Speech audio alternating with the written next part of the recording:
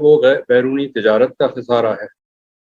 ہماری جو ایکسپورٹس ہیں پچھلے 10 سال سے 24 اور 25 ارب پہ اٹکی ہوئی ہے۔ آپ اندازہ لگائیں، اس میں 1 ارب کا بھی اضافہ نہیں ہوا ہے 10 سال سے۔ امپورٹس ہمارے 35 ارب سے 50 ارب سے زیادہ ہو گئے۔ اب یہ جو پچھلے 5 سال کا جو اوسطاً ہم نکالیں تو ہماری اگر ایکسپورٹ $100 کی ہے تو امپورٹ $204 کی ہے۔ تو یہ دو خسارے پورا کرنے کے لیے ہم صرف قرضہ ہی لے سکتے ہیں، اور ہم قرضے پہ چل رہے ہیں۔ اب قرضے پہ کب تک آپ ملک کو چلائیں گے؟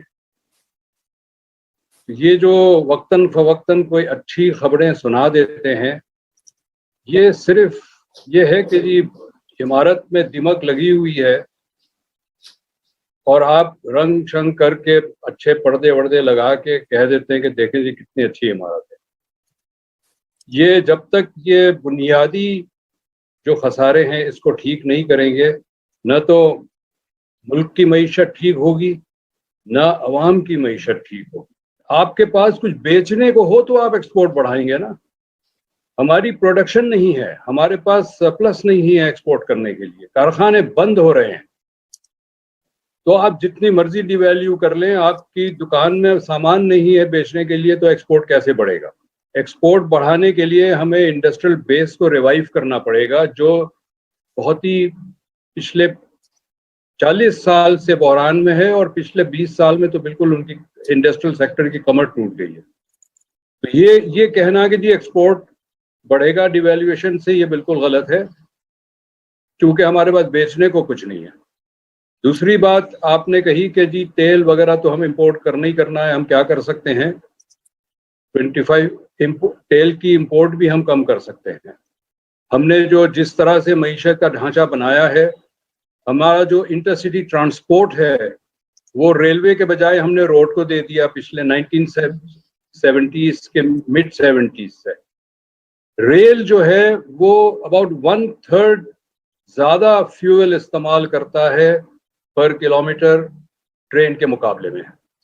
تو اگر ہم واپس روڈ ٹرانسپورٹ سے اپنا گڈس ٹرانسپورٹ جو ہے روڈ سے ریل کو ٹرانسفر کریں تو تقریباً 15% آئل کی کنزمپشن کم ہو سکتی ہے۔ جب آئل کی ڈیمانڈ کم ہوگی تو ڈالر پہ ہوگا۔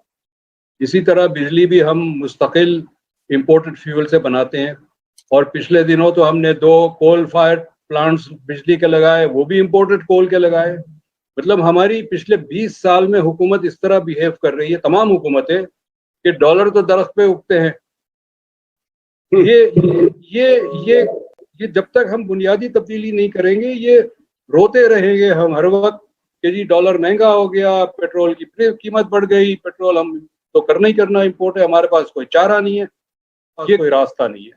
ہر مسائل کا حل ہوتا ہے، ہمارے مسائل کا بھی حل ہے، بشرطے کہ حکومت یہ کرنا چاہے، بشرطے کہ ان کی جو لابیز ہیں ان سے ہٹ کے فیصلہ کریں۔ اس وقت تمام جو ہمارے حکومت کے فیصلے ہو رہے ہیں، خاص طور پہ پچھلے 3 سال میں، یہ سارے مخصوص لابیز کو مفاد پہنچانے کے لیے فیصلے ہو رہے ہیں۔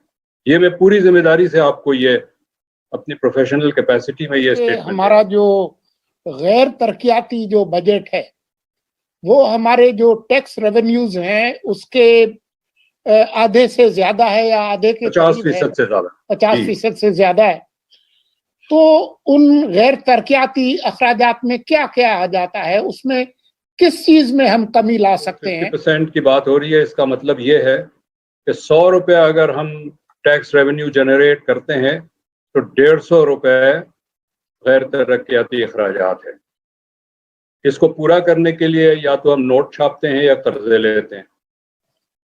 جب قرضے ظاہر سود پہ لیتے ہیں، تو جب قرض کا جو بلون ہے وہ بڑھتا چلا جاتا ہے تو ہم مزید قرض لیتے ہیں۔ تو یہ اب ہم اس پہ آ گئے ہیں کہ سارے جو ہمارے حکومت کے اخراجات ہیں وہ قرضوں پہ چل رہے ہیں، یہاں تک کہ تنخواہیں بھی کچھ حصہ حکومت کی اور فوج کی تنخواہیں بھی کچھ حصہ جو ہے وہ قرضوں سے ادا ہو رہی ہے۔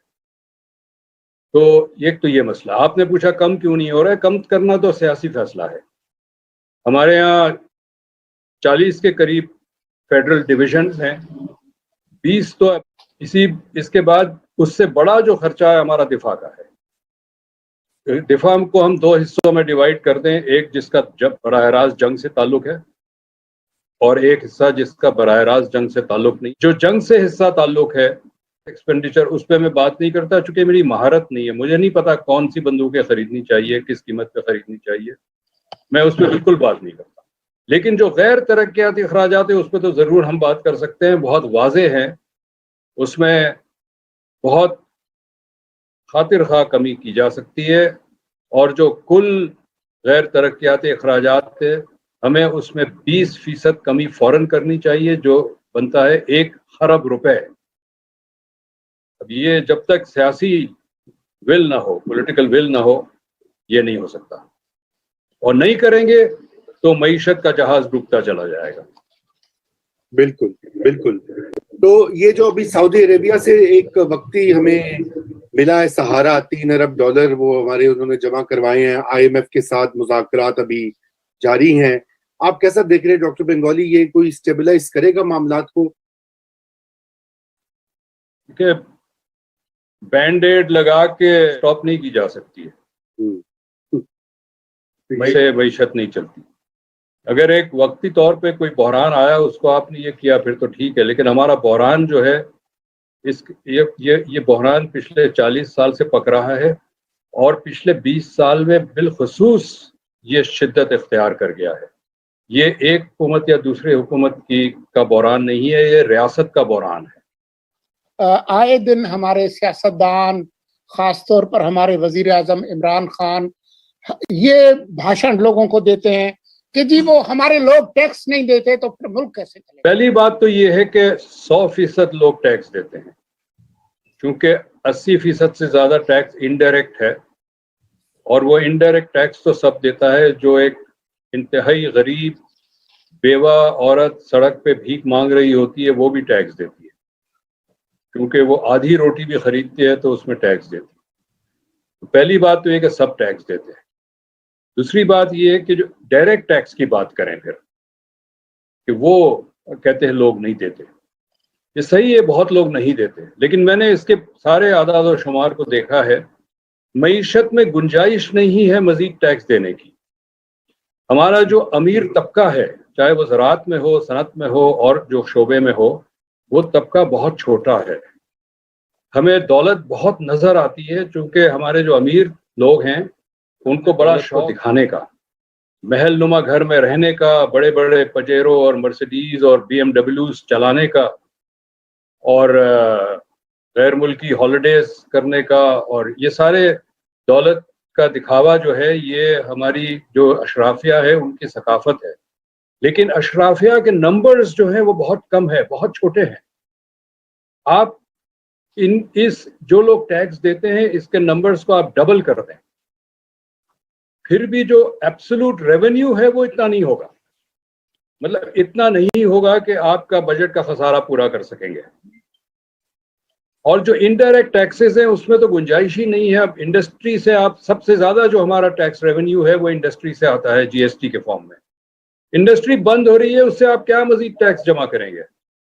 تو جو ہماری معیشت کی بیس ہے, اکنامک بیس ہے, وہ کمزور ہو گئی ہے. گنجائش نہیں ہے مزید ٹیکس جنریٹ کرنے کی. ہمیں جو بحران ہے اس فسکل ڈیفیسٹ کا, وہ صرف اخراجات کم کر کے ہم اس کو سنبھال سکتے ہیں, غیر ترقیاتی اخراجات کر کے. ٹیکس میں اب ان کا گنجائش نہیں ہے مزید اس میں اضافہ کرنے کی.